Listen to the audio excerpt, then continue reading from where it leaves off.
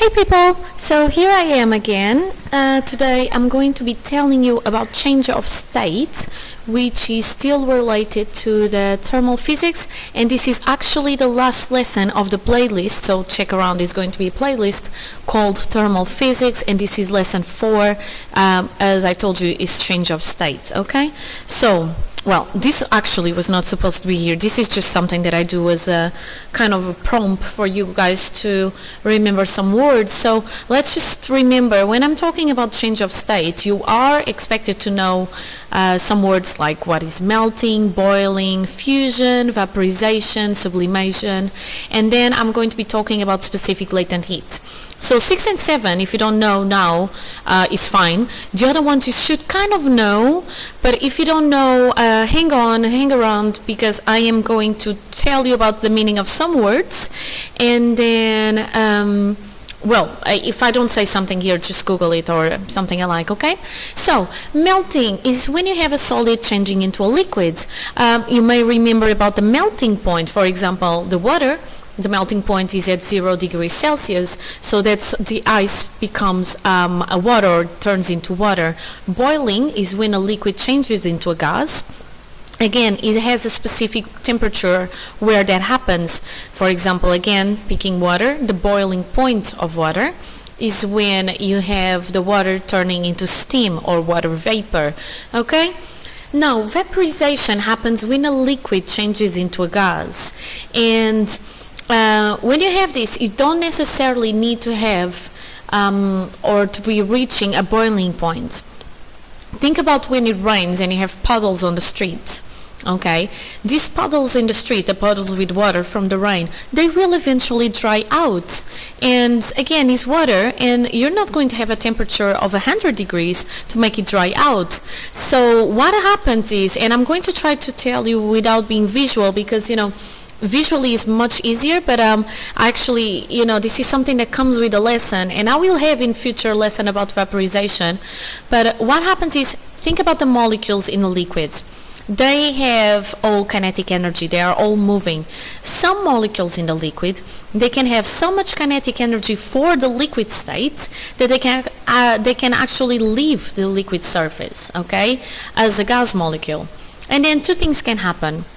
It can leave the surface because of the excess of kinetic energy as a gas particle, and then carry on to be a gas particle, or it can lose this energy and go back into the liquid state and go back to the puddle, for example. Okay, so that's when you have a liquid going into a gas without reaching that boiling point. So it could happen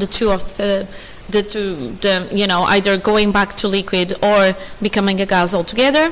Things that help you to have vaporization is, for example, a draft, a higher surface area, because any of these things, what you will do is that more particles can actually leave the surface of the liquid, and then if you have a draft, the particles are going to be carried around, so they will be carried away from the surface of the liquid, therefore they will not fall into that surface, okay? Sublimation, when a solid vaporizes directly or indirectly so I'm going to say sublimation again, is when a solid vaporizes directly without going through the liquid state. I have no idea why I said indirectly. And finally, the stuff that I'm going to be telling you about today is a specific latent heat, where energy is needed to change the state of 1 kilogram of mass over the substance without changing the temperature. So specific heat capacity is how much energy I need to provide if I want to have 1 kilogram of the substance to increase the temperature by 1 degree. Specific latent heat is the energy that I need to give for 1 kilogram of that substance to change state without changing the temperature. And I will go to that part of without changing the temperature. I will explain that. So, I have two specific latent heats. I have specific latent heat of fusion, and I have specific latent heat of vaporization. For fusion, is going to be, so the specific latent heat of fusion is going to be the energy that you need to change the state of a unit of mass, 1 kilogram, of a solid to a liquid without changing the temperature. Because during change of state, you do not have changing of temperature, okay? and I will explain why. And the formula is Q for specific latent heat. For the energy transfer, the energy that you need, equals M, the mass of the substance, times L, that stands for specific latent heat, and then you have the small f, that is because the specific latent heat of fusion, okay? Then the specific latent heat of vaporization is going to be the energy that I need to change the state of 1 unit of mass, or again 1 kilogram, of a liquid to vapor without changing the temperature. Again, I will explain why, as you have change of state, the temperature remains constant. And again, the formula is exactly the same.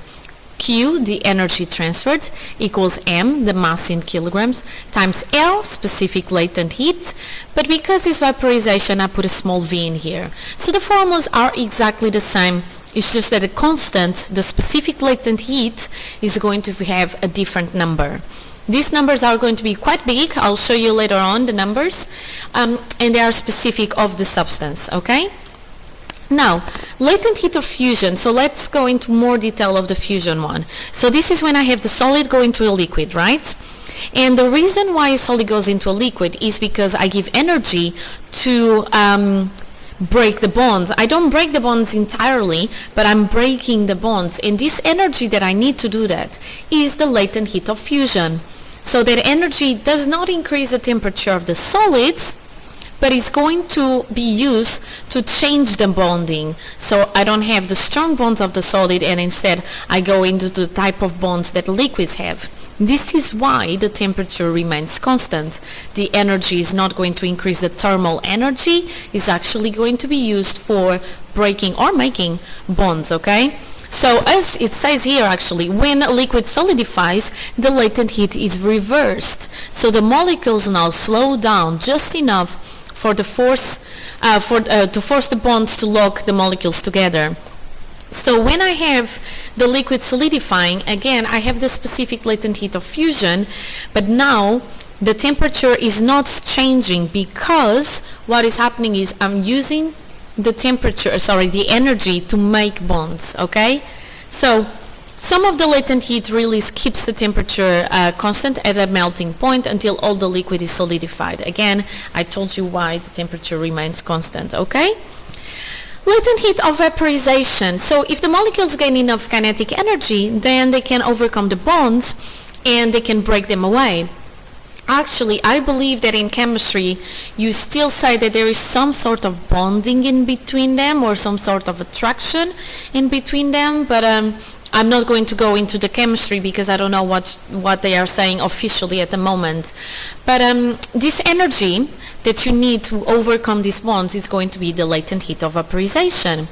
Again, if you get the gas to condense, the latent heat is going to be released. And this is because the gas molecules are going to slow down, and then the forces start to bond, or the bonds start to be formed in between the gas molecules to make the liquid. Again, temperature remains constant because I am not giving the energy for the molecules to change their kinetic energy, but and therefore the temperature. But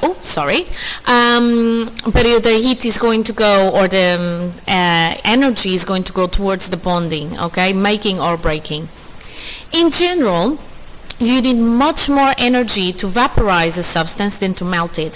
So in general, latent heat of vaporization is higher than latent heat of fusion. And I have here the values for 1 kilogram of water. So I have that the energy that I need for 1 kilogram of water to vaporize it is 2.25 megajoules. So the latent heat is 2.25 megajoules per kilogram, okay? And then if I want to melt 1 kilogram of ice, the energy that I would need is 0.336 megajoules. Again, so 0.336 megajoules per kilogram. That would be the latent heat of fusion, okay? And mega, in case you forgot, is times 10 to the power of 6, okay? So it's a million. Now, specific heat of fusion or vaporization, you already know, so it's going to be the energy needed, which is going to be Q, to change the mass, the state of a mass M, from solid to liquid or liquid to vapor according to what I want, okay, without the change in temperature. And that's the formula. So basically this slide is just here because I'm telling you that it's the same formula in case you haven't realized that yet, and to tell you what Q, M and L are going to be, okay? And L, as I said, is the specific latent heat of fusion, and is going to come in joules because it's joules for energy per kilogram because the mass will be in kilogram, okay? One last thing, it's a little bit big, but this is to tell you about temperature time graphs. This is going to help you to understand why, when I told you about specific heat capacity, I would say that a substance with a higher specific heat capacity needed more energy to heat up or cool down, and therefore, you know, it will take longer to heat up and cool down. So assume that you lose no heat to the surroundings and the energy is being transferred at a constant rate, then I can talk about power. You may remember that power, P, equals E, the energy, divided by the time in seconds, okay? So if I think that this energy is my specific heat capacity because I'm increasing, I'm not talking about specific latent heat, I'm talking about specific heat capacity because I'm changing the temperature, then I get that the formula for power, if I put the formula for specific heat capacity into the energy, is going to be the mass times the specific heat capacity of that solid times the temperature change, okay, so that's the E part, divided by T, so divided by the time that I'm heating up the substance, okay? So M is for the mass, S is the specific heat capacity, delta T over delta T is the rise of temperature per second, okay? Now, the rise of temperature every second, if I make delta T over delta T as the subject of the equation, where the first T is temperature and the second is the time in seconds, is going to be equal to power divided by the mass of the substance times the specific heat capacity of the substance. So I just rearrange the equation, okay? Once the solid melts, I get exactly the same formula, but for the liquid. So delta T temperature over delta T change in time of the liquid is going to be equal to the power divided by the mass times the specific heat capacity of the liquid. Now, if you think about it, the bigger the C number for both occasions, then the smaller the ratio is going to be. So that means that I am going to have a smaller rate of temperature change. So the larger the specific heat capacity, the longer the time that it takes me to heat up something. Again, put some numbers in the calculator if you are not sure about the maths of this, but the bigger this number is, so the bigger the C is, then the smaller this number is going to be. So that means that the rates that the temperature increases is a little bit smaller, okay? So that's why the higher the specific heat capacity, the longer it will take to heat up and cool down, okay?